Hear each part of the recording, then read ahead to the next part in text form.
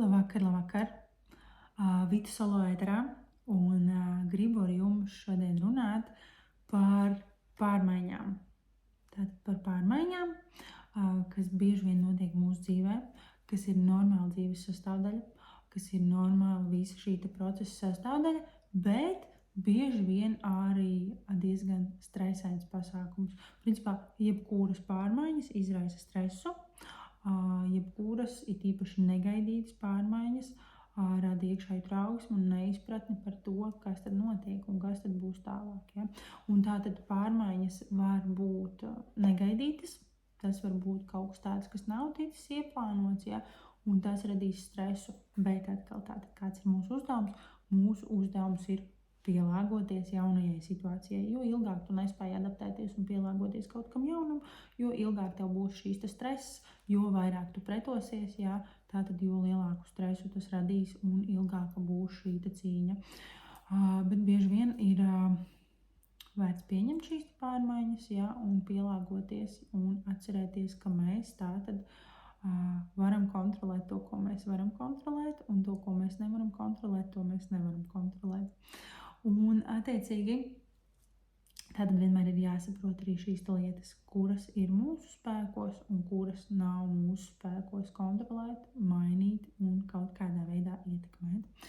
Un tad ir arī šīs pārmaiņas, kuras mēs paši izvēlamies, tātad kaut kādu uzdevumu, kaut kādu izaicinājumu, kuros mēs sev ieliekam, jo tad, kad mēs dodamies izaugsmē, tad, kad mēs dodamies uz kaut kādiem saviem mērķiem, ja, kad mēs gribam kaut ko sasniegt vairāk, tad mēs bieži vien liekam sevi dažādos izaicinājumos, mēģinām kaut ko jaunu, ja, kāpjam ārā no komforta zonas, un jebkurā gadījumā tas ir stress. Tās arī ir pārmaiņas, un tās arī rada stresu. Ja, un tātad arī šeit ir jāsaprot, kā tad ātrāk adaptēties situācijai, kā tad ātrāk pielāgoties un ko tad vispār darīt. Ja? Un es teiktu, ka tad pirmais vispār, jebkurā stresā, jebkurā trauksmē, jebkurā satraucošā situācijā, kurā tu nonāc, pirmais pats svarīgākais ir nomierināt savu prātu, apslāpēt emocijas, lai iegūtu skaidru, reālu skatījumu, cik jau tas ir iespējams atbilstoši situācijai par notiekošo. Ja?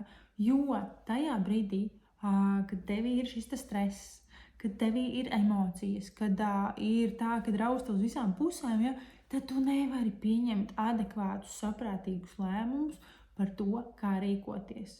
Tu nevari kontrolēt to, ko tu varētu patiesībā kontrolēt sevi, ja, un savu attieksmi, savu uzvedību šajā situācijā. Jo tik ilgi, kamēr pār tevi valda emocijas, ja, ir ļoti grūti pieņemt saprātīgus lēmumus un ir ļoti grūti saprātīgi rīkoties. Tāpēc pirmais ir tikt galā ar šīm emocijām, iegūt mieru, ja, mazliet apstāties tieši tajā brīdī, kad liekas, ka tagad ir visvairāk jārīkojas, ka tagad ir visvairāk jādara un tagad noteikti kaut kas ir jāķer un jāgrab.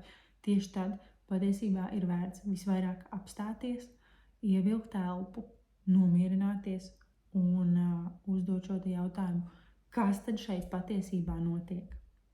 Un tad, kad tu saproti, vismaz mazliet, ka ir kļūst mierīgāk, ka prāts vairs neskrien un nesteidzās, ka tu vari apstāties, paskatīties apkārt tādā novērotāja lomā, paskatīties no dažādiem skatu punktiem, pavērot šo situāciju, jā, tātad sākumā nomierināties, un nākamais punkts ir vērot, pavērot situāciju, lai saprastu, kas tad šeit patiesībā notiek. Ja? Jo, ja tu rīkojies pārāk ātri, tu atkal vari rīkoties emocijās, sasteigt, izdarīt to, kas patiesībā nav jādara un to, ko tu pēc tam vari nožēlot. Ja? Tāpēc pēc apstāšanās tālāk tu vari novērot situāciju, jau ar mierīgāku prātu, neļaujoties emocijām, ja, bet paskatoties un izvērtējot, kas tad šeit notiek, ja? Kāda ir tā situācija, kā tā izskatās. Un tad jau arī pieņemt lēmumus par to, ko un kā tad es varu darīt. Kas ir tas, ko es varu darīt, un kas ir tas, ko es šeit nevaru darīt.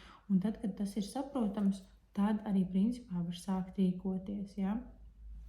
tad var iet šajās pārmaiņās, tad var skatīties, kā tad pielāgoties, ja, un ko darīt, ko nedarīt, kas man palīdzēs, kas man nepalīdzēs. Un atcerēties to, ka jā, pārmaiņas vienmēr ir par to, ka ir kaut kas jauns un būs pie tā jāpierod. Un jebkuras pārmaiņas, vai negaidītas, vai gaidītas, tas būs stress, jo sākumā tev liksies, ka tātad tas ir kaut kas neierasts, ka tas ir tātad kaut kas tāds, pie kā ir jāpierod un ir jāpielāgojas. Skaties, es tev došu to pašu vienkāršo piemēru. Tad, kad tu nopērc jaunas kurpes, arī tās ir pārmaiņas. Un visbiežāk, lielākajā daļā gadījumu, jaunas kurpes kaut vai minimāli, bet viņas būs mazliet jāienēsā, ja? Citas vairāk un citas mazāk, bet viņas būs jāienēsā. Pie viņām būs jāpierod. Sākumā viņas iespējams berzīs, sākumā viņas iespējams spiedīs, ja? Un būs nepatīkami. Un tas ir jāpieņem. Un tas ir jāsaprot, ka jā, tā būs.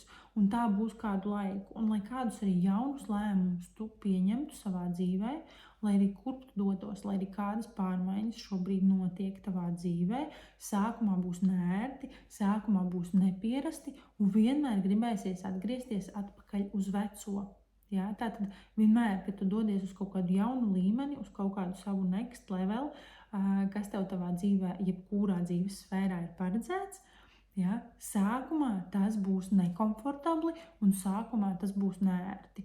Un te paliks jautājums, vai nu tu iekritīsi atpakaļ vecajā, ja? Un neizveidosies nekādas pārmaiņas, nekādi jauni ieradumi, nekas tavā dzīvē nemainīsies, vai nu tu paliksi pie tā, ka ok, man ir vajadzīgs kaut kāds laiks, lai pierastu, lai aprastu ar jauno situāciju, lai aprastu ar notiekošo, lai saprastu, kā rīkoties, ja, un lai paliktu tajā jaunajā līmenī, lai izveidotu kaut ko jaunu ieradumu, ja, iejustos varbūt jaunā vidē, iejustos jaunā sabiedrībā, būtu starp jauniem cilvēkiem, vispār kaut ko mainītu, kaut ko sāktu darīt vai kaut ko tieši otrādi pārtraukt un beigtu darīt, ja, lai jebko, ko tu vēlies mainīt, tātad tam būs vajadzīgs laiks. Un ja tu izturi šo te laika posmu, savā ziņā tādu pārbaudes laiku, vai nu tu iekāpti tajā jaunajā līmenī un jaunajās pārmaiņās un dzīvo savādāk, vai nu tu nonāc atpakaļ vecajā. Un protams, pēc kaut kāda laika tu vari mēģināt atkal, ja ir iespējas, kur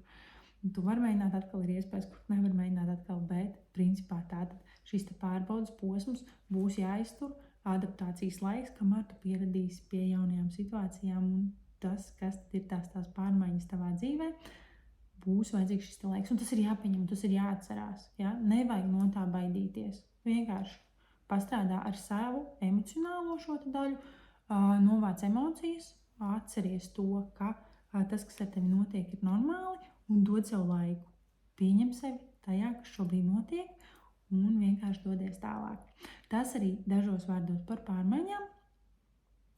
Ja tev šis bija noderīgi, liec laiku, atstāj savus komentārus, pieraksties uz manu kanālu un tiekamies jau nākamajos video.